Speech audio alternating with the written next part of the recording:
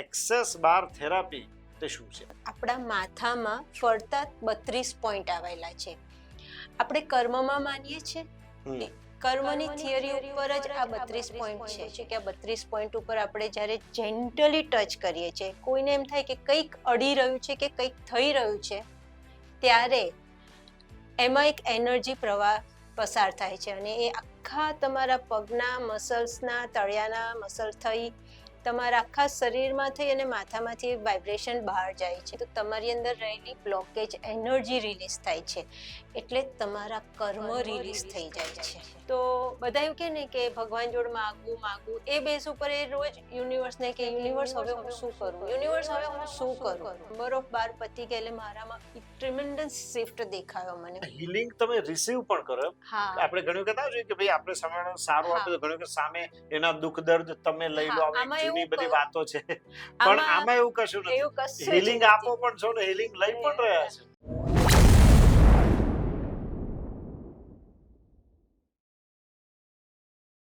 Hello friends, કુમાસ બાયોસ્કોપમાં આપ સૌનું ખૂબ ખૂબ સ્વાગત છે.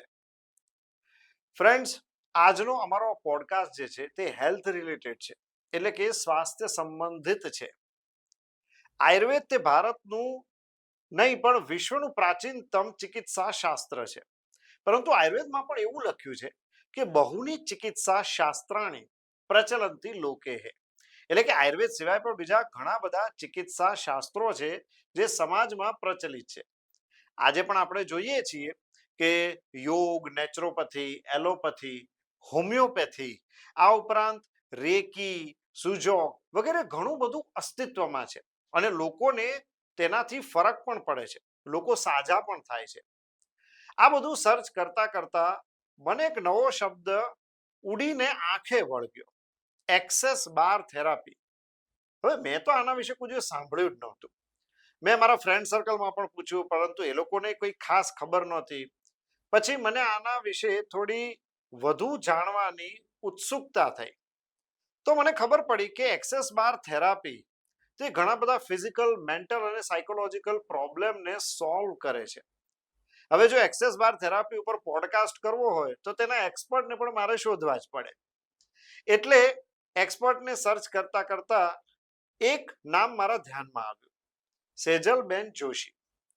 સેજલબેન ની જો વાત કરીએ તો તેઓ એક એન્જિનિયર છે, પરંતુ ઘણા સમયથી અહમ હેપીએસ્ટ યુ નામની એક સંસ્થા ચલાવે છે ને ઘણા બધા દર્દીઓને તેમણે લાભ આપ્યો છે. સેજલબેન તે ફક્ત એક્સેસ બાર થેરાપી જ નથી જાણતા, આ ઉપરાંત તેઓ ક્રિસ્ટલ થેરાપી, રેકી અને બીજું ઘણું બધું જાણે છે, જેના વિશે આપણે આવનારા દિવસોમાં પોડકાસ્ટ પણ કરીશું. પરંતુ આજે આપણે સેજલબેન પાસેથી જાણીશું કે ભાઈ એક્સેસ બાર થેરાપી શું છે અને તે દર્દીઓને કઈ રીતે સાજા કરે છે.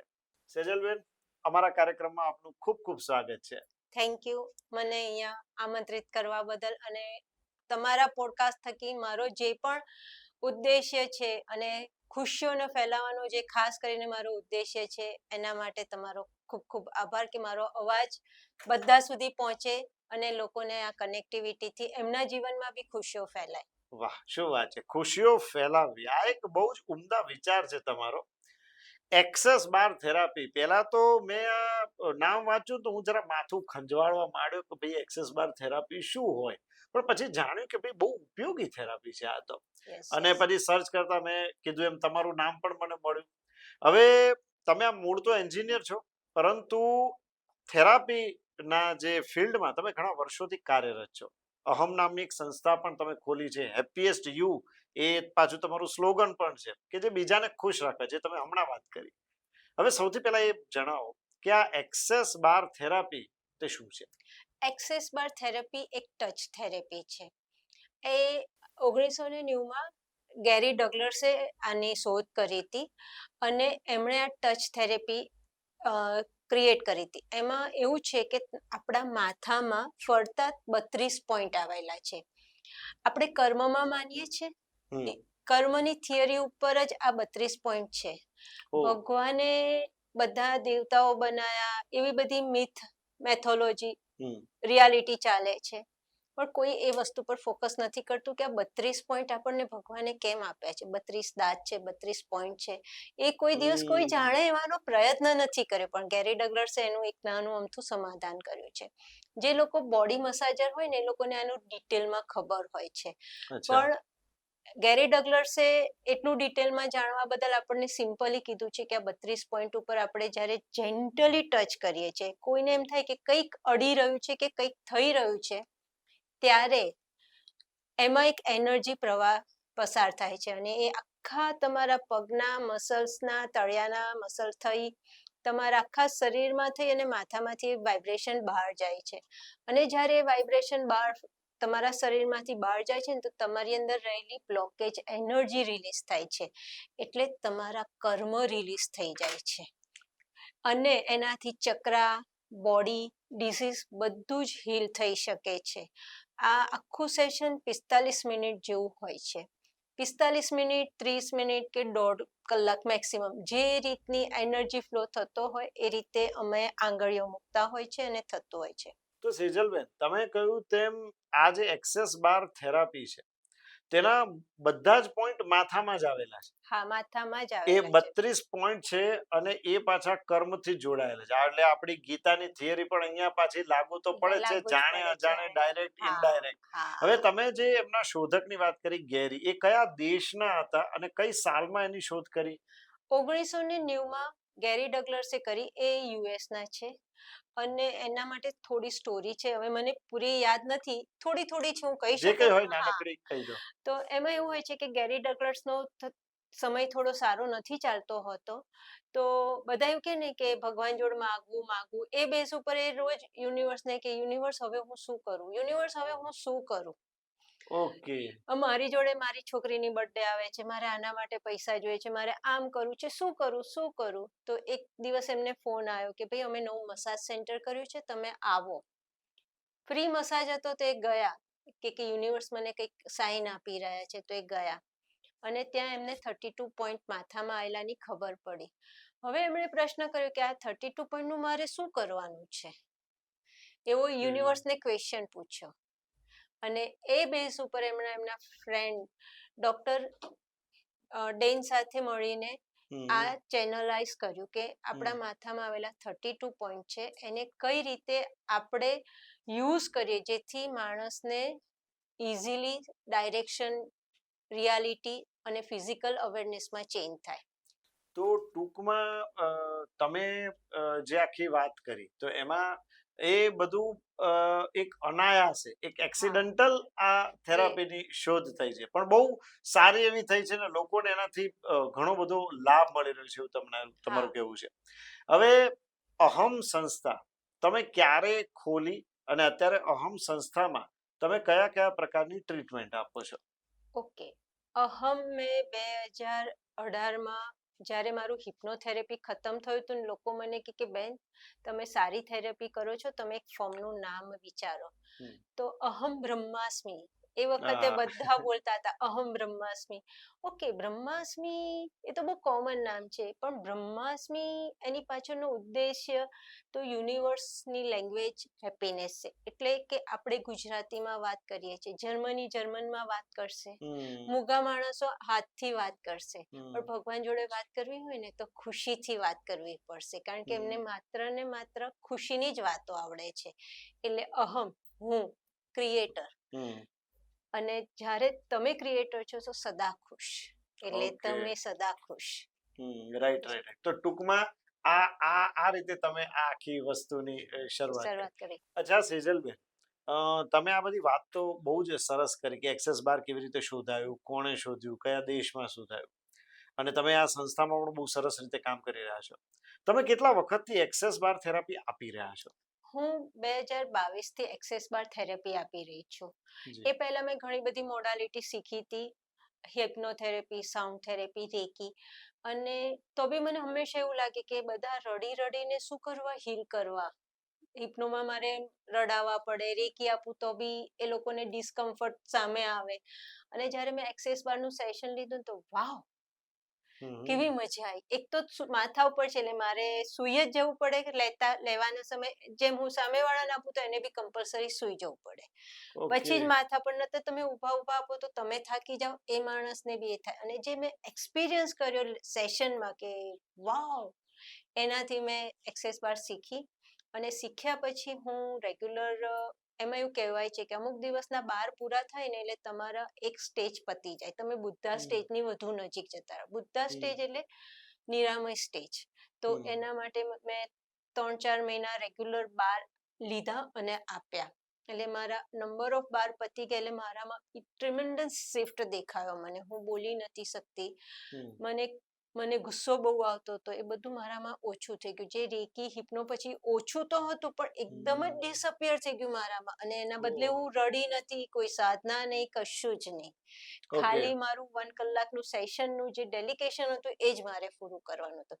અને ગિફ્ટ શું કે હું જ્યારે લેતી હોઉં ત્યારે તો હું એકદમ ડીપ સ્લીપમાં જતી રહી હોઉં, અને આપતી હોઉં ત્યારે હું આપી બી રહી છું ને રિસીવ બી કરું છું. કારણ કે આ થેરેપી એવી છે કે જેટલું તમે આપશો એટલું તમે કમ્પલસરી રિસીવ કરશો. એટલે દરેક વખતે સામેવાળો બી હીલ થાય, હું બી હીલ થઉં, એટલે ડબલ ફાયદો. એટલે પછી તો આમાં હીલિંગ તમે રિસીવ પણ કરો એમ? આપણે ઘણી વખત આવે છે કે ભાઈ આપણે સામેવાળાને સારું આપે તો ઘણી વખત સામે એના દુઃખ દર્દ તમે લઈ લો, આવી જૂની બધી વાતો છે. પણ આમાં એવું કશું નથી, હીલિંગ આપો પણ છો ને હીલિંગ લઈ પણ રહ્યા છો. ઓકે, તો આ તો એક બહુ જ સરસ એક બંને તરફ વિન વિન સિચ્યુએશન છે. હવે આની થિયરી હું તમને સમજાવું. આપણા માથામાં 32 પોઈન્ટ યુનિવર્સ એટલે આપ્યા છે કે જેમ આપણા ઘરમાં કચરો ભરાઈ ગયો હોય તો આપણે ઝાડુ મારીએ ને તો આને ઝાડુ મારવાની પ્રોસેસ કહી શકાય.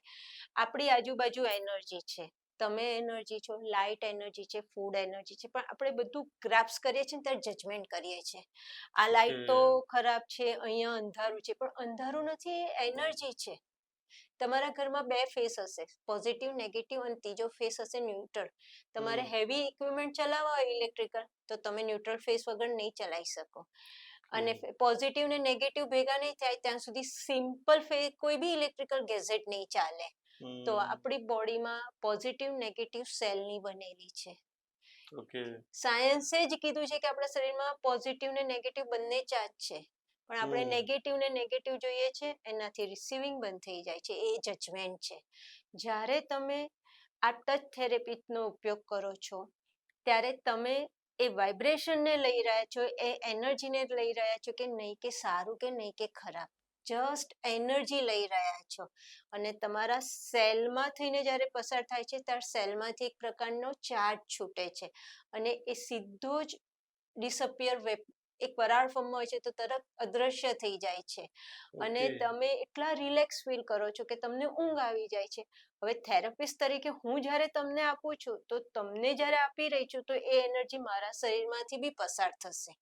એનો નિયમ જ એવો છે કે ક્લાયન્ટના પગમાંથી થઈ મારા માથામાં થઈ અને ફરી ક્લાયન્ટના માથામાં પગમાં જશે અને ફરી મારા માથામાં થઈને સર્ક્યુલેશન થશે. સાયકલ ચાલતી જ રહેશે. જ્યાં સુધી મારા 32 પોઈન્ટ પછીનું છેલ્લા પોઈન્ટ ઉપર હું એનર્જી કટનું પોઈન્ટ ઉપર હાથ નહીં મૂકું ત્યાં સુધી આ સાયકલ ચાલુ રહેશે. આખી 32 પોઈન્ટની 45 મિનિટથી 1.5 કલાકની સાયકલ હોય છે અને જેમાં બધાને ફાયદો થાય છે. જસ્ટ 1 સેકન્ડ જન્મેલું બાળક બી હોય એનાથી લઈને એમ થાય કે આ માણસ હમણાં મરી શકે છે એને બી તમે બહાર આપી શકો છો. ઓકે, કોઈ જ ડિફરન્સ નથી આમાં એજ નો બાર. નો બાર, ડિઝીઝ નો બાર. એક્સેસમાં એજ ડિઝીઝ કશું જ બાર નથી. એક્સેસ મીન્સ કે અલાઇન. આપણે સાદી ભાષામાં ગુજરાતીમાં કે એક્સેસ નો મતલબ શું કે એને અલાઇન થાવ. Okay, right. હવે તમે જે જજમેન્ટલ ની વાત કરી, પણ ખરેખર લોકો થઈ તો જતા હોય છે. જજમેન્ટલ વિશે થોડું હજી વધુ કહો કે જજમેન્ટલમાં લોકો શું કરી નાખતા હોય છે અને ખરેખર શું ન થવું જોઈએ. જજમેન્ટલ માટે થોડીક થિયરી આપણા લો ઓફ એટ્રેક્શનની, માઇન્ડ ગેમની અને યુનિવર્સલ લોની છે. તમે થોડી વાર પહેલા ગીતા શબ્દ વાપર્યું હતું. હું ગીતાને ખૂબ જ રિસ્પેક્ટ કરું છું. ગીતામાં લખ્યું છે, એ જ વાક્ય બોલી રહી છું, તું કર્મ કર, ફળની ઈચ્છા ના કર. પણ આપણે શું કરીએ છીએ? આપણે ફળ જ જોઈએ છીએ. આપણે કર્મ કરવામાં તો જજમેન્ટ બહુ કરીએ ઓછા છીએ. માનીએ ના, છીએ. આપણે જજમેન્ટ કરીએ છીએ કર્મ કરીશું તો ફળ મળશે. હા, એ વાત સાચી છે. અને પાછું મળશે કે નહીં એ એ પણ ઘણી ડાઉટ વખત કરીએ છીએ, ડાઉટ હોય છે. કરી છે. વાત સાચી છે. હા, તો આ જજમેન્ટ છે. આવા હમ. આપણે નાના હોઈએ, સ્કૂલે જતા હોઈએ, ટીચરે આપણને કદાચ કંઈક સારું લખ્યું, ના લખ્યું, માર્યા, વળ્યા, પનિશમેન્ટ કરી, આપણે શેમ ફીલ કર્યું. હમ. આપણે થોડા વધારે મોટા થયા, ફરી શેમ ફીલ કર્યું. હમ. એનાથી થોડા વધારે મોટા થયા, કોઈ બીજી જગ્યાએ શેમ ફીલ કર્યું. પણ શેમ ફીલ કર્યું એ આપણું ઇમોશન બેઝિક રહેશે. અને એના બેઝ જજમેન્ટ આવશે કે હું જ્યારે આ કામ કરું છું, મારું કામ કોઈને ગમતું નથી, તો હું ખોટો ઠરાવ છું. અને એને લીધેથી આપણે જજમેન્ટ કરીએ છીએ કે હવે હું આ કામ નહીં કરું. ઓકે. હવે આ જે જજમેન્ટલની વાત છે, હવે માણસને જ્યારે દુખાવો થતો હોય, પછી માથાનો હોય, કમરનો હોય, ઢીંચણનો હોય, કંઈ પણ હોય. વ્યક્તિને જ્યારે ક્યારે પણ આવો દુખાવો થાય તો એમાં જજમેન્ટલ થવાથી એ દુખાવા ઉપર કઈ જાતની પ્રતિક્રિયા થતી હોય છે? દુખાવો અમને એવું શીખવાડવામાં આવ્યું છે અને હું પ્રેક્ટિકલી બિલીવ બી કરું છું, કારણ કે મિકેનિકલ એન્જિનિયર છું. જ્યારે મશીન બગડવાનું હોય તો બીપ બીપ બીપ બીપ વાગે. એલાર્મ એલર્ટ કરે છે એલર્ટ તમને. કરે છે કે કંઈક ડિસ્ટર્બન્સ છે રાઈટ, અને રાઈટ. પછી જ બ્રેકડાઉન થાય હમ. છે. એવી રીતે આપણે જજમેન્ટ કરીએ છીએ કે આ સિઝન છે, આ ખાધું છે, આવો ગુસ્સો છે, એની સાથે આપણે જેમ મેં કીધું કે શેમ ફીલ કર્યું અને એની સાથે આપણે એ સમયની સિચ્યુએશનને આપણે એલાઇન કરી દીધું કે આવું થયું હતું ત્યારે આવું થયું હતું. હવે બહુ બધી વાર એકની એક પ્રોસેસ થયા કરે તો આપણી બોડી ઓટો રિપ્લાય કરે છે. ઓટો ઇમ્યુન સિસ્ટમ છે. એના માટે કોઈ ફિક્સ થિયરી નથી. તમે ડોક્ટરની દવામાં બી ઓટો ઇમ્યુન સિસ્ટમ ઉપર જ કામ કરે છે. એવા કેમિકલ આપે છે. મુન્નાભાઈ MBBS માં કે કેમિકલ લોચા છે એટલે એક્ઝેક્ટલી. ઓટો ઇમ્યુન છે. એને જાતે રજીસ્ટર કરવાનું છે, એક્સપિરિયન્સ કરવાનો છે. જે આત્માને ચોઈસ કરીને આવ્યું છે કે હું અહીંયા ખુશી અનુભવીશ, અહીંયા દુઃખ અનુભવીશ. અને એના બેસ ઉપર એ જજમેન્ટ કરે છે કે આ બધું જ દુઃખી છે. વારંવાર એક જ ઇમોશન એ ફીલ કરે કે હું દુઃખી છું, આ મારી સાથે ખોટું થયું છે. તો એ ઇમોશન બેઝ ઉપર આપણી બોડીની લેંગ્વેજમાં જ્યાં એ ઇમોશનના સેન્સર હોય ને એમાં દુખાવો થાય છે, એમાં ડિસીઝ થાય છે અને એના લીધે આપણે માદા પડીએ છીએ. અચ્છા, હવે આ તમે દુખાવાની વાત કરી. ફોર એક્ઝામ્પલ કોઈ વ્યક્તિને કેન્સર છે. હવે એવું છે કે જ્યારે એનો એક સ્ટેજ આવી જાય ને પછી જ ખબર પડે છે. એના માટે ડૉક્ટરો વારંવાર રિપોર્ટ કઢાવવાનું પણ કહેતા હોય છે. શું કોઈ વ્યક્તિને કેન્સર હોય તો એ વ્યક્તિ પોતાની કિમોથેરાપી કે જે કોઈ થેરાપી ચાલતી હોય એની સાથે સાથે એક્સેસ બાર લઈ શકે ખરો? ચોક્કસ લઈ શકે અને લેવા જ જોઈએ. હા, સોરી, હું બધાની પહેલા માફી માંગી લઉં છું. ઘણા લોકો મને કોન્ટેક્ટ કરે છે પણ મારી ફી સાંભળીને એ લોકો ના પાડી દે છે. પણ જેમ તમે ડોક્ટર આગળ જાઓ છો અને એમ કહો છો કે ઓપ્શન નથી, એમ તમે જોડે આનો ઉપયોગ કરશો, રેકીનો ઉપયોગ કરશો તો ઇટ ઇઝ અ પોસિબલ કે એમની લાઈફ પ્લસ થઈ જશે. એ બી પોસિબલ છે કે એમની પીડા ઓછી થઈ જશે. અને મેં તો એક બે એક્સપિરિયન્સ બી કરેલા છે કે આવા શીર્ણ રોગમાંથી બી એ લોકો લાઈફ લોંગ હેલ્ધી થઈ ગયા છે. ફરી એમને બાઉન્સ બેક બી નથી થયો. ઓકે. તો ગમે એનો તે મતલબ સ્ટેજનો હોય. એનો મતલબ એમ થયો કે જો વ્યક્તિ કોઈ પણ ટ્રીટમેન્ટ ચાલતી હોય, પ્રોપર ડોક્ટરની ટ્રીટમેન્ટ છે, તો એની સાથે આ બધી થેરાપી લે તો ઝડપ વધી શકે. ઝડપ વધી શકે. અને હું કે કોઈ આમ મલ્ટિપલ થેરાપી એવું નથી કહેતા કે તમે દવા ના લેશો, કોઈ ડોક્ટરની ફોલોઅપ ના લેશો. ઉપરથી ઘણા લોકો ડોક્ટરની દવા નથી લેતા હોતા તો એમને અમે કહીએ છીએ પહેલા તમે દવા લઈ લો, અમારું તો અમે કામ કરીએ જ છીએ. કારણ કે દવા દુવા એ આપણા બધા માટે જરૂરી છે. અને અહીંયા હું થોડો મારો બીજો એક એક્સપિરિયન્સ શેર કરીશ. હમણાં રિસન્ટલી જ છે કે એક ભાઈને અહીંયા આગળ 3-4 વર્ષથી સોજો હતો, અંદર બધું ચાંદી પડી હતી અને ડેફિનેટલી 3-4 વર્ષથી હોય એટલે એમણે ઘણી બધી વાર કેન્સરના ટેસ્ટ, દાંતના ડોક્ટર, આ તે બધું જ કર્યું હતું પણ કોઈ જગ્યાએ પોઝિટિવ નહોતું આવતું કે કેન્સર છે. પછી કોકના રેફરન્સથી મારા ટચમાં આવ્યા. મેં એમને કીધું તમારે આટલા દિવસ સલંગ આવવું પડશે, આટલા દિવસ બ્રેક થ્રુ આવવું પડશે. એમણે મહિનામાં બધું કર્યું. અત્યારે એમને સોજો તો પહેલા સેશન પછી જ જતો રહ્યો હતો અને બીજા સેશન પછી એમને મને એવું કીધું કે મને ચાંદી હતી એમાં રાહત થઈ ગઈ છે, નવી ચામડી આવતી હોય ને એ લાગે છે. એટલે જે પહેલા હમ. સેશનમાં મોટું ટામેટું હતું એ આખું સપાટ એમનો ફેસ થઈ ગયો. ઓહો. બીજા સેશનમાં એમને ચામડી આવવા માંડી, પછી થોડું થોડું પેન વધ્યું ઘટ્યું આ તે. અત્યારે મેં કાલે જ એમને સેશન આપ્યું છે ને એમને કીધું હવે તમારે 15 દિવસે આવવાનું છે, કારણ કે ચામડી સહેજ જ એવી છે કે જે નવી ચામડી આવે છે ને ઉખડી જાય છે, બાકી બધું જ એમને રિકવર થઈ ગયું છે. ઓહો. અને એની સાથે એમને ડોક્ટરની દવા ચાલે છે ખરી? હા, ઓકે. સો દવાની સાથે આ એટલે એક કદાચ ખાલી દવા સપોર્ટ એટલું કામ સિસ્ટમ, ના કરી શકે. Support system. અને એવું પણ કહેવાય કે આ સપોર્ટ સિસ્ટમ એ બહુ સરસ એક જે કહી શકાય કે એને આટલો સરસ સપોર્ટ આપી દીધો અને હીલિંગ થવામાં બહુ આમાં ઝડપ જોવા થઈ. જઈએ ને તો ડોક્ટરની દવા એ 3 વર્ષથી લેતા જ હતા, પણ એમને ઇમ્પ્રુવમેન્ટ નતું. ઉપરથી પેન, ચાંદીનો એરિયા વધતો હતો, સોજો વધતો હતો. એટલે જ્યારે બીજા સેશન પછી ડોક્ટરે કીધું હવે દવાની જ જરૂર નથી, એટલે દવા ચાલતી હતી એ બી બંધ થઈ ગઈ. ઓકે, બરાબર છે, કારણ કે ડોક્ટરે પણ જોયું કે ભાઈ બહુ સારી રિકવરી હા આવી રહી છે. હા. અચ્છા, અત્યારની જો વાત કરીએ અત્યારના સિનેરિયોમાં તો લોકો સ્ટ્રેસમાં વધુ છે, વધુ પડતા વિચારો કરે છે, અને આ બધાને લીધે ચિંતાઓ, વધુ પડતા વિચારો, સ્ટ્રેસને લીધે એમની યાદશક્તિ ઉપર પણ અસર થાય છે. અને આ બધી જે વસ્તુ હોય છે ને ઘણી વખત સાયકોસોમેટિક હોય છે, મનની અસર શરીર પર થવી. તો આ મનોદૈહિક જે પ્રોબ્લેમ હોય છે કે જે સાયકોસોમેટિક આપણે કહીએ, એમાં એક્સેસ બાર કઈ રીતે કામ કરશે? અમ, તમને ખબર છે તમારું બોડી છે, તમે ઇલ્યુઝનમાં છો, ના. તો it is a reality. Okay. તમને એવું કહેવામાં આવ્યું છે કે આ તમારું શરીર છે. ઓકે. આપણું બોડી હોલોગ્રાફી છે, આપણા જે વિચારો છે ને એ પ્રમાણે આપણી બોડી છે. અચ્છા. આ સંસારનો નિયમ છે. ઓકે. કર્મ કર, ફળની આશા ના રાખ. એ જ સિદ્ધાંત છે કે મારી બોડી મારા પપ્પા જેવું લાગે છે, મારા મમ્મી જેવું લાગે છે, મેં આ કપડાં પહેર્યા છે, મેં આ કર્યું છે, એટલે જે વિચાર છે એ પ્રમાણનું આપણું વર્તન બહાર છે. હવે જો એવું જ હોય તો તમે સ્ટ્રેસ માટે તમે એવું કીધું કે યાદશક્તિ નથી, તો યાદશક્તિ નથી તો એ માણસ એ કેમ ભૂલી જાય છે કે એને ખોટા વિચાર નથી કરવાના, નેગેટિવ વિચાર નથી કરવાના. એને એવી વિચારસરણી બની ગઈ છે જેને આપણે એડિક્શન કહી શકાય.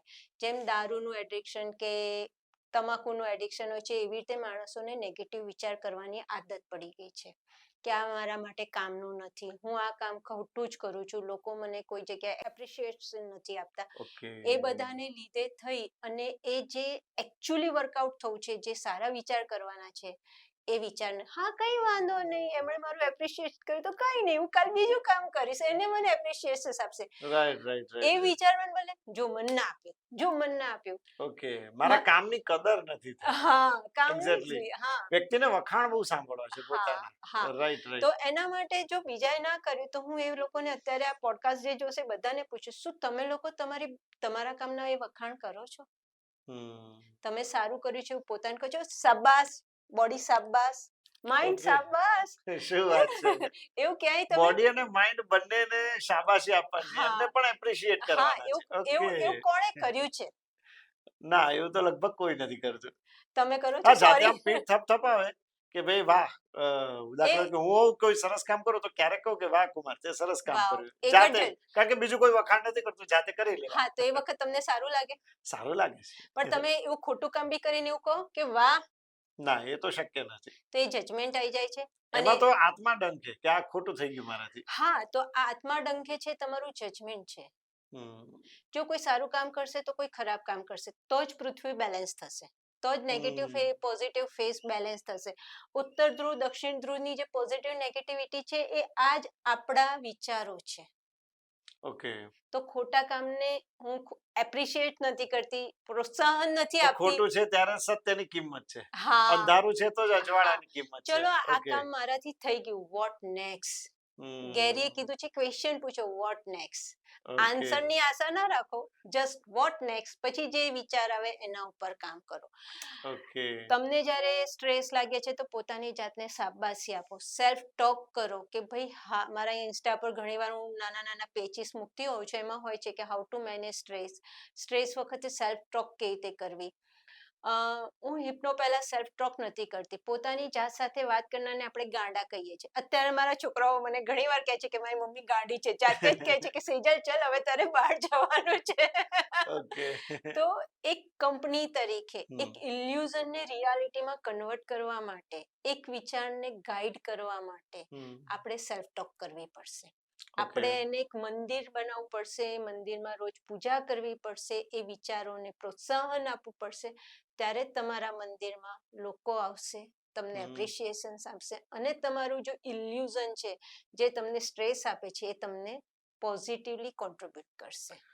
ઓકે, આ બહુ તમે સરસ વાત કરી. અને મને એમાંથી એક બીજું પણ થોડું પૂછવાનું મન થાય છે. અત્યારે રિલેશનશિપ ના પ્રોબ્લેમ બહુ જ વધી ગયા છે, અને એને રિલેટેડ સોશિયલ મીડિયા ઉપર પણ ઘણું બધું આવતું હોય છે. રિલેશનશિપ પર એક્સેસ બારની કોઈ અસર થઈ શકે જેને થેરાપી લીધી હોય? હા, ચોક્કસ થાય છે, અને ફર્સ્ટ સેશન પછી જ એમને ઘણી બધી અવેરનેસ આવતી હોય છે. ફરી અહીંયા બધા માટે મારા તો કદાચ જવાબ એક જ રહેશે કે તમારો કર્મ માટે તમે તમારી જાતને બ્લેમ કેમ ના કરો કે મેં ખોટા કર્મ કર્યા છે એટલે આ ખરાબ છે. રિલેશનશિપમાં બહુ ઇમ્પોર્ટન્ટ છે કે તમે ખુશ રહો, સામેવાળો બી ખુશ રહે. તમે એને કંટ્રોલ કરવાની જગ્યાએ એના ઉપર ટ્રસ્ટ કરો. તમે નીડને બદલે, જરૂરિયાતને બદલે એ સ્પેસ પર જાઓ કે તમે બંને શું કરી શકશો. Relation with mother, relation with father, relation with son, relation with daughter, husband, wife, friend, બધામાં આજકાલ સૌથી વધારે કંટ્રોલની એનર્જી છે. બક્કા તું મારા માટે આવું ના કરે, it is a control. Okay, થોડું ઇમોશનલ બ્લેકમેલ પણ છે એમાં. એને મેનિપ્યુલેશન કહેવાય. એક્ઝેક્ટલી. પછી ટ્રોમા ડ્રામા, રીસાઈ જવું, આ તે એ કંટ્રોલનો સેકન્ડ સ્ટેપ છે. ઓકે. પણ તમે એને ફ્રીડમ આપો કે એ જે કરે છે એમાં તમારી ખુશી છે. મારો મસ્ત લાઈફનો એક ટોપિક છે. મારા હસબન્ડને અમારા મેરેજ થયા ને તો મારા હસબન્ડને કીધું મને વ્હીકલ ચલાવતા નથી આવડતું, અને હું ક્રેઝી એટલે આજની તારીખમાં બી મારા છોકરાઓને ગાડી ચલાવવાનું ઓછું આપું છું. અચ્છા. હવે મેં કીધું તમારે ના ચલાવે તો કઈ નહીં, મને બહુ સરસ આવડે છે, મને ગમે છે તો હું ચલાવીશ, તમારે પાછળ બેસવું હોય તો બેસજો, ને તો હું મારી રીતે ને તમે તમારી રીતે. એક સિમ્પલ શરૂઆત. જ્યારે હું મિકેનિકલ એન્જિનિયર હતી, 19 વર્ષની હતી, કોઈ લોજિક નહીં, એ બી એડજસ્ટ, હું બી એડજસ્ટ. બધા મને કે તને કઈ થતું નથી. મેં કીધું યાર આમાં શું થાય, પણ મને ગમે છે, નથી ચલાવતા તો મને ચલાવવા મળે છે. It is my own space. અને જ્યારે આ બધું શીખીને ત્યારે મને બહુ જ હસવું આવ્યું કે આઈ એમ અ કંટ્રોલર ઓફ ઓલ થિંગ્સ, કે મારી આજુબાજુમાં જે થાય છે એને ડ્રાઈવ મારે જ કરવાનું છે. હું કોઈ દિવસ અલાઉ નથી કરતી કે મારી આજુબાજુ કોઈ ડ્રાઈવર આવે. તો મારા હસબન્ડ બાય ડિફોલ્ટ કશું જ વ્હીકલ નથી ચલાવતા. આ તો બહુ સરસ થઈ ગયું. હા, ભાવતું તું ને વૈદ મને પ્રોબ્લેમ નથી, પણ બીજાને પ્રોબ્લેમ છે કે મારા મિસ્ટર નથી ચલાવતા. મારા મિસ્ટર મારી સાથે પાછળ બેસે છે, અમે બધે ફરીએ છીએ, મારા છોકરાઓ બી એન્જોય કરે છે, અમે બી એન્જોય કરીએ છીએ. તો લાઈફને કંટ્રોલ કરવાની જગ્યાએ ફ્રીડમથી જોઈએ છે, તો આ સ્પેસ કેઓસમાં નથી જતી. જો આને બદલે મેં લોકોનું સાંભળ્યું હોત, એ નથી ચલાવતા તો મારે નથી ચલાવવાનું એમ કરીને બેસી રહી હોત, અથવા તો સતત હસબન્ડને પિંચ કર્યો કે તમે કેમ નથી ચલાવતા, લોકો મને કહે છે, તો એ પણ એક રિલેશનશિપમાં એક પાછો નવો બીજો પ્રોબ્લેમ ઉભો થાય. હા, રાઈટ. તો રિલેશનમાં સૌથી ઇમ્પોર્ટન્ટ છે ફ્રીડમ. તમારી ખુશી અને સામેવાળાની ખુશી. આમાં અમાર બંનેની ખુશી હતી, નહીં એકલી મારી, એમની બી એટલી જ ખુશી હતી. તો મારા ફ્રેન્ડે મારી થેરેપી કરી ત્યારે એણે મને પૂછ્યું હતું કે આઈધર તારા હસબન્ડ ચલાવતા હશે, તો મેં કીધું હવે હું એવું વિચારીશ કે ચલાવશે ને તો એમને ચલાવવા દઈશ, અને હું પાછળ બેસવાની એન્જોય કરીશ, મારી ચોઇસને ચેન્જ કરીશ. રાઈટ. હા, તો એ માટે બી હાર્ડ વર્ક છે ચોઇસ ચેન્જ કરવી, પણ it is a possible. My after experience કહું છું. અને આ જ રીતે મારી લાઈફના ફંડા ઉપર અને બધી થિયરી એવું કહે છે રિલેશનમાં સૌથી પહેલા એ હોય કે તમારી ખુશી હોય, એની સાથે સામેવાળાની બી ઇક્વલ ખુશી હોવી જોઈએ. ઓકે, વિન વિન સિચ્યુએશન હોવી બહુ જરૂરી છે. બેલેન્સ, વિન વિન નહીં, બેલેન્સ. હા, હવે તમને નથી ગમતું, તમારા રિચ્યુઅલ્સ, તમારા ફોર્મ સ્ટ્રક્ચરમાં બેલેન્સ નથી થતું, એક જ પ્રકારની ધરણી ચાલી જાય છે, તો એમાં ચેન્જ લાવવા માટે તમારે કંઈક ઇમોશનલી ફિલિંગ્સ ક્રિએટ કરવી પડે, બ્રેક થ્રુ કરવું પડે, હા, એમને ઘરકામ કરવું ગમે છે, એમને વ્હીકલ ચલાવવું નથી ગમતું, ઇટ્સ ઓકે, પણ સમટાઈમ એમની બી આપણે સામેથી આવીને બ્રેક કરવો પડે. આખો દિવસ સ્ટ્રેસ આપ્યા બદલ ચલો હવે આપણે કંઈક બીજું કરીએ. તો હું એ ચલાવતા કે ના ચલાવે, અમે 2 જણા ઉબર કરીને જઈએ છીએ, અમે રિક્ષામાં જઈએ છીએ, તો બ્રેક કરી રહ્યા છે ચેનલને. ફ્રીડમ, ટ્રસ્ટ સૌથી ઉપયોગી છે કે મારું ભલું જ કરશે, હું એનું ભલું કરું, એના કરતા એ વધારે મારું ભલું કરશે.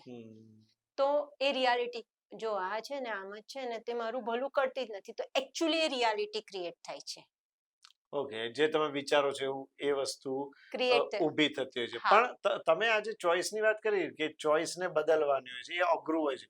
પણ ઘણી વખત એવું નથી હોતું કે વ્યક્તિને ચેન્જ જોઈએ છે એ લાઈફમાં, હા. અને ચેન્જ કરે તો એ વધારે હેપી થઈ જાય. હા, તો એ તો કીધું, ચેન્જ માટે ચોઈસ કરવી પડે, અને એ પોસિબલ છે અને અઘરું બી છે. તમે હેબિચ્યુઅલ છો, આપણે બધા હેબિચ્યુઅલ છે. હવે કોઈ એવું કહે કે હસબન્ડ વાઈફમાં, મારા જ દાખલાથી સમજાવું છું, સોરી, પણ એક સિમ્પલ વે છે કે બધા જેન્ટ્સ જ ચલાવે, જેન્ટ્સની પાછળ લેડીઝ બેસે, એ હેબિચ્યુઅલ સોસાયટી છે. પણ મારી ચોઈસને ઇમ્પોર્ટન્ટ આપવા માટે ભગવાનને ત્યાંથી જ મારા મિસ્ટર ડ્રાઈવર બનીને નથી આવ્યા. તો હવે મારે ચૂઝ ચેન્જમાં શું કરવાનું કે ઓકે, હું એમની સાથે નથી જઈ શકતી, એ નથી ચલાવી શકતા, તો હું ઉબરમાં જઈશ, પણ હું એમને પ્રાધાન્ય આપી રહી છું, જેમાં મારી બી ખુશી છે ને એમની બી ખુશી છે. બરાબર છે. સો આ એક આનાથી આખું એક નવી જ વસ્તુ ક્રિએટ થાય છે. પણ એક તમે જે વચ્ચે વાત કરી, કોઈ પણ વ્યક્તિ રિયલાઇઝેશનમાં હવે બહુ માનતો નથી. એવું જ માને છે કે સામેવાળો જ ખોટો છે, હું જ સાચો છું. તો આ જે એક મેન્ટાલિટી ક્રિએટ થતી જાય છે રોજબરોજ, અને એનાથી ઝઘડા ઊભા થાય છે હસબન્ડ વાઈફમાં, તો ખાસ કરીને વધારે, કારણ કે દરેક વ્યક્તિ પોતાની જાતને વકીલ સમજે છે અને દલીલો કરે છે અને પોતે જ સાચો ઠેરવવાની જજ કોશિશ બની કરે જાય છે. છે, પોતે જ વકીલ, પોતે જ જજ. એક્ઝેક્ટલી. આ જ્યારે પરિસ્થિતિ ઊભી થાય, એમાં એક્સેસ બાર કેવી રીતે હેલ્પફુલ બને છે? મેં કીધું એમ કે જે કામ કરીએ છીએ એમાં મારી અને ઇક્વલી મારા પાર્ટનરની ખુશી છે, અને આ માટે મને ટ્રસ્ટ છે, તો તમારે આ ડિફાઇનિંગ આર્ગ્યુમેન્ટ થશે જ નહીં, કારણ કે સ્પેસ ઓપન થઈ જશે. હવે એક્સેસ બાર ફોર્મ સ્ટ્રક્ચર છે, એ ફોર્મ સ્ટ્રક્ચર તમારા બની ગયા છે કે વાઈફને આવડતું જ ના હોય, સ્ત્રીને ના આવડતું હોય, ફલાણાને ના આવડતું હોય, મને ભણ્યો છું તો આવડે છે, એ બધી જ મેન્ટાલિટી નથી, એ ફોર્મ સ્ટ્રક્ચર છે. આપણે એક ઘર બનાવ્યું છે કે આ જ રીતે જવું છે, ફલાણાને ઘેર જેગવાડ આવે તો મારે ઘેર કેમ ના આવે. ઓકે. સો તમે આજે 32 પોઈન્ટની બ્રેઇનમાં વાત કરી. એક મને બીજી તમારી વાત પરથી એક બીજો પોઈન્ટ મને સૂઝે છે, ડિસિઝન મેકિંગનો. અને આ ડિસિઝન મેકિંગ જે છે ને, એ બિઝનેસમાં કે ઓન્ટરપ્રેન્યોર હોય, એ લોકોને બહુ જ કામ આવે છે, બહુ જ જરૂરી પણ હોય છે પોતાના માટે. તો શું એક્સેસ બાર તે કોઈ બિઝનેસમેન કે ઓન્ટરપ્રેન્યોર જે વ્યક્તિ હોય તેમને માટે કેટલું ઉપયોગી થઈ શકે? મેં કીધું એમ 32 પોઈન્ટ જ્યારે એનર્જી તમારા શરીરમાંથી નીકળે છે, તો તમારા દરેક બ્લોકેજીસ રિલીઝ થાય છે. બ્લોકેજીસ રિલીઝ થાય છે, એની સાથે તમારો કોન્ફિડન્સ વધે છે. અગેન, તમે બિઝનેસ તમારો જુઓ છો, અમને ખબર છે બિઝનેસ તમારો તો છે, પણ એક ડિફરન્ટ એન્ટિટી છે, જેમ કે તમારું બાળક છે, જેમ કે તમારા પેરેન્ટ્સ છે, જેમ કે તમારું ફ્રેન્ડ્સ છે. તો હવે તમે તમારા ફ્રેન્ડ્સની સાથે રિલેશનમાં જશો તો કઈ રીતે જશો? એની સાથે વાત કરશો, એના ગ્રોથ માટે શું કરશો? ક્વેશ્ચન. એક્સેસ હંમેશા કહે છે કે ભાઈ ક્વેશ્ચન પૂછો, આન્સરની આશા ના રાખો. આન્સર એ તમને લિમિટિંગ એનર્જી પર, ક્વેશ્ચન તમને અનલિમિટેડ એનર્જી પર લઈ જાય છે. ઓકે, મારો બિઝનેસ હેપીએસ્ટ યુ, હાય, આજે તારે કોને હીલ કરવા છે? તું કરીશ, એ ફર્મ સ્ટ્રક્ચર ડેવલપ થશે, તો મારો બિઝનેસ ડેફિનેટલી ગ્રોથ થશે. તમારે આ બધામાં એનર્જી બહુ મોટો રોલ ભજવે છે. એનર્જીને એક લિમિટિંગ બોડી છે, એ બોડી પાછળ ઘણા બધા જજમેન્ટ છે, ઘણા બધા જજમેન્ટની પાછળ ઘણી બધી થોટ પ્રોસેસ છે. થોટ પ્રોસેસની પાછળ તમારો કોર વિચારો ક્યાંય દબાઈ ગયો છે, અને આ 32 પોઈન્ટ બધા જ લાઈફના એરિયાને આવરી લે છે. સૌથી પહેલા છે energy pool, and power band. Power band અહીંયા આપણા માથાની પાછળ આવેલી છે, જ્યાં આપણે પિટ્યુટરી ગ્લેન્ડ આવેલી છે, જે માસ્ટર ગ્લેન્ડ છે, દરેક વસ્તુને કંટ્રોલ, આપણી બોડીને ફ્લાઇટ ને ફાઇટ મોડમાં કંટ્રોલ કરી રહી છે એના માટેની. તો ફર્સ્ટ ત્યાંથી જ થાય છે energy pull and power band run. Energy push એટલે યુનિવર્સની ઉપરથી એનર્જી આવે છે અને જાય છે. ઓકે. એનર્જી પહેલા એનર્જી પુલ, પછી એનર્જી પુશ ને ફરી પાછી એનર્જી પુલ. એટલે એકવાર આપણે જે એનર્જી પુલ કરી હતી એને પાછી આપી, જમીનમાંથી લીધી હતી, પછી આકાશમાંથી લીધી હતી, હવે સર્ક્યુલેશનમાં ફરશે. એટલે એક જ જગ્યાએ વારે ઘડીએ અથોડો મારીએ તો કાણું પડી જાય છે, પિન ટક ટક ટક ટક કરે તો કાણું પડે, એટલે બધા તમારા અંદરના લેયર તૂટી જાય છે. એટલે આ એક આખી સાયકલ પતે પછી ચાલુ થાય છે ઇમ્પ્લાન્ટ બેન્ડ. ઇમ્પ્લાન્ટ બેન્ડ આપણા કાનની પાછળ આવેલું હોય છે. એવું કહેવામાં આવે છે કે એ આપણા લાઈફ ઓફ સોર્સના બધી જ એનર્જી ત્યાં અહીંયા કાનની આગળ હોય છે. તો ત્યાં જ્યારે એનર્જી જેન્ટલી ટચથી પસાર થાય છે ત્યારે ત્યાં આગળ વાઇબ્રેશન થાય છે અને આપણા કર્મના જજમેન્ટ લઈને આવ્યા છે, રિલીઝ થવા માંડે છે. મની, કંટ્રોલ, ક્રિએટિવિટી બીજા પોઈન્ટ છે. મની, કંટ્રોલ, ક્રિએટિવ અમે ત્રણ એક સાથે આપતા હોઈએ છીએ, એટલે એ રીતે અમને યાદ રહી ગયા હોય છે. મની તો બધાને જોઈએ, પણ અહીંયા મનીનો અર્થ છે ફન. ઓકે. એટલે જ્યારે તમે ફનથી કંટ્રોલ, એટલે કંટ્રોલ રાખ્યો છે કે કંટ્રોલમાં છો એ અગત્યનું નથી. કંટ્રોલ એ ક્રિએટ કરો કે તમારી પાસે ફ્લો આવી રહ્યો છે. ક્રિએટિવિટી, તમે ક્રિએટ કરો. બીજો પોઈન્ટ છે creativity, connection, creating life forms અને ક્રિએટિવિટી. એ બધા જ તમારા ક્રિએટિવિટીને ડેવલપ કરશે. Time and space, sexuality, joy and sadness, body healing, ageing toaster, form and structure, bridging bar, hope and dreams, awareness, control bar. એ તો આખા બધા જ છે. કોમ્યુનિકેશન, પછી બધા બાર પતી જાય એટલે છેલ્લે એન્ડિંગ પોઈન્ટો આવે છે, એમાં આવે છે રીક્રિએશન, રીએક્ટિવેશન. એટલે આખા તમારે જે બધું રિલીઝ થઈ ગયું છે હવે બધું સેટલ થવા માંડે. ક્રાઉન ઓફ મેડિટેશનનો બી બાર છે, મેનિફેસ્ટેશનનો બાર છે. એટલે જ્યારે ક્લાયન્ટ જાગતું હોય તો અમે કહીએ કે તમારે જે જોઈએ મેનિફેસ્ટ કરો, એટલે તમારી બોડીમાં એ વાઇબ્રેશન ક્રિએટ થવા માંડે. You are a magnet, you are creator, અહમ બ્રહ્માસ્મિ. એટલે તમે જે ટ્રસ્ટથી કરશો એ એનર્જી તમે રિસીવ કરી રહ્યા છો તો ડેફિનેટલી આઉટપુટ આવશે. જે અંદર છે એ બહાર આવવાનું છે. એના માટે crown of manifestation, crown of મિસ્ટા, ટાઈમ એન્ડ સ્પેસ. એટલે આ રીતે આખું ફંડાઈ જાય છે. દિવસમાં એક વારથી લઈને અનેક વાર તમે લઈ શકો. 2 કલાક, અમે જનરલી કલાકનું સેશન ઓફર કરતા હોઈએ છીએ. ઘણી વાર ચાલે વધારે તો અમે કઈ આગા પાછા નથી થતા હોતા, પણ ઇટ ઇઝ અ ગુડ. તમે ફરવા જાઓ છો તો મન ક્લિયર થાય છે, નાવ છો તો બહારથી મન શુદ્ધ થાય છે, એક્સેસ બહારથી તમારું અંદરથી બોડી શુદ્ધ થાય છે. જે રીતે આયુર્વેદમાં કહ્યું છે કે પંચકર્મ કરો, એમાં તમારે નિયમ, ઋતુ, પ્રકૃતિના પર આધાર રાખવો પડે છે. આમાં કોઈ જ પ્રકૃતિ નથી અને બધું જ શુદ્ધ થઈ જાય છે. એટલે બિઝનેસ, રિલેશન, હેલ્થ, ડિઝીઝ બધું જ એક્સેસ બારથી એ થાય છે. તો એનો મતલબ એમ થયો કે વ્યક્તિને પૂરી રીતે અંદરથી એ ટ્રાન્સફોર્મેશન આપે છે. ઓકે. સેજાલબેન, તમે અમારી સાથે જોડાયા અને એક્સેસ બાર વિશે જે કોઈ માહિતી આપી, બહુ જ ડિટેલમાં, બહુ જ સરસ રીતે તમે સમજાવ્યું અમારા દર્શકોને. અને મને લાગે છે કે દર્શકો હવે એક્સેસ બાર તરફ વળવા જોઈએ અને વળવું જ જોઈએ. કેમ નહીં? કારણ કે દવાની સાથે આવી બધી જો કેટલીક થેરાપીનો ઉપયોગ કરવામાં આવે તો તેનો બહુ ફાયદો થતો હોય છે. ધારો કે આપણે વાત કરીએ તો તમે હેલ્ધી છો, તમે લેશો તો તમારે 2-5 વર્ષ પછી ઝીણો તમારા શરીરમાં કચરો આવ્યો છે એ અત્યારે રિલીઝ થઈ જશે તો તમે 2-5 વર્ષ પછી જે રોગ થવાનો છે કદાચ નહીં થાય. Right. Prevention is a better than cure. બરાબર છે.